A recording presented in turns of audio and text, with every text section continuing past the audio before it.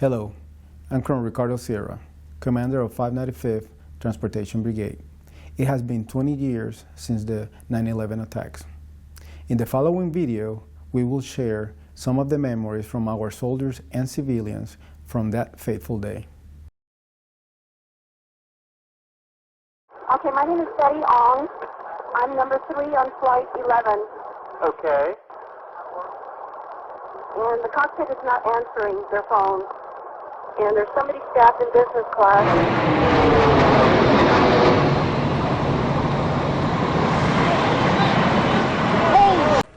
This just in, you were looking at obviously a very disturbing live shot there. That is the World Trade Center, and we have unconfirmed reports this morning that a plane has crashed into one of the towers. I was a battalion operations officer in the 101st Airborne Division at Fort Campbell, Kentucky. I was at Fort Bragg, North Carolina, in the 82nd Airborne Division. So I was serving in Potomac Company, Falls Church Recruiting Station. I was a recruiter. I was in class. I went to a private school, so I had a small classroom. It was about 9 of us in the class. I was a captain. I was in school on phase 2 of my captain career course at Aberdeen Proving Ground. Jules, this is Ryan.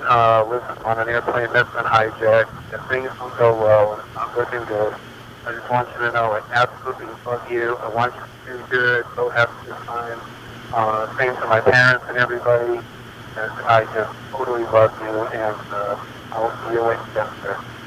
Hi, babe. Hope I call you. Looks like 6, 7 floors were taken out. And there's more explosions right now. Hold on, people are running. Wait, hold on just a moment. We've got an explosion inside. The building's exploding right now. There's no way that this was an accident. This was very deliberate. From that point forward, I was wondering if we was going to go to war with somebody, because it was unbelievable that 2 simultaneously airplanes were flying to the Twin Towers. Misbelief, I will say, that something like that was happening in our motherland. We didn't understand what was going on, so we just kind of watched in awe. And we watched the second plane hit, then we watched what was going on in Washington, D.C., and I just remember being in school and none of us not understanding. We didn't understand what was going on. We're from upstate New York, so we have family in the city, and this was before cell phones were a thing. So we all had to run downstairs to the school office to call our parents to make sure that our family was safe. It was chaotic. I was coming back from Walter Reed. I had an applicant who was looking to the nursing field. So took them up there so they can see, because that's the big Army hospital.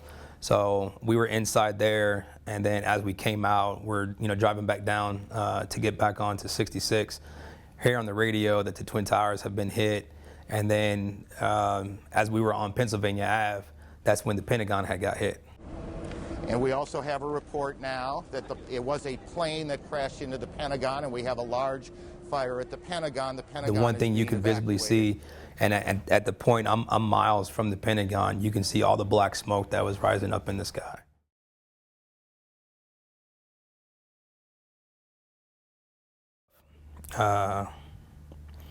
Every year it comes around, I think of Corporal Andy Anderson. I think of Corporal Jonathan Winterbottom. I put both of them guys in the Army, and they both pay the ultimate price. You've left a good portion of you on the battlefield.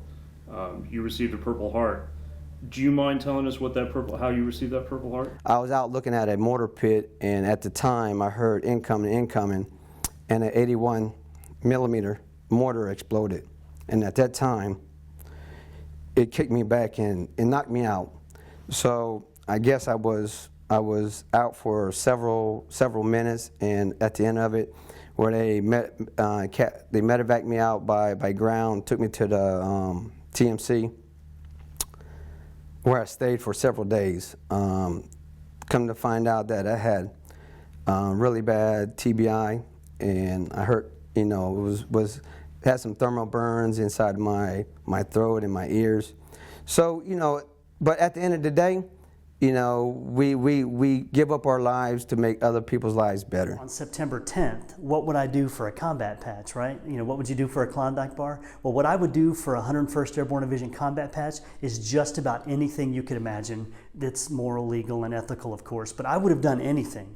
And if you had asked me a couple of days after I got to Iraq in 2003 and had some scuds, you know, over my head and seen seen combat for the first time, I would have gladly given that patch back and gone home to the safety of my family. My career is based off of war.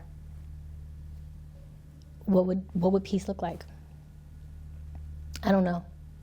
That's not a world that I can say as a cognitive adult I've ever lived in.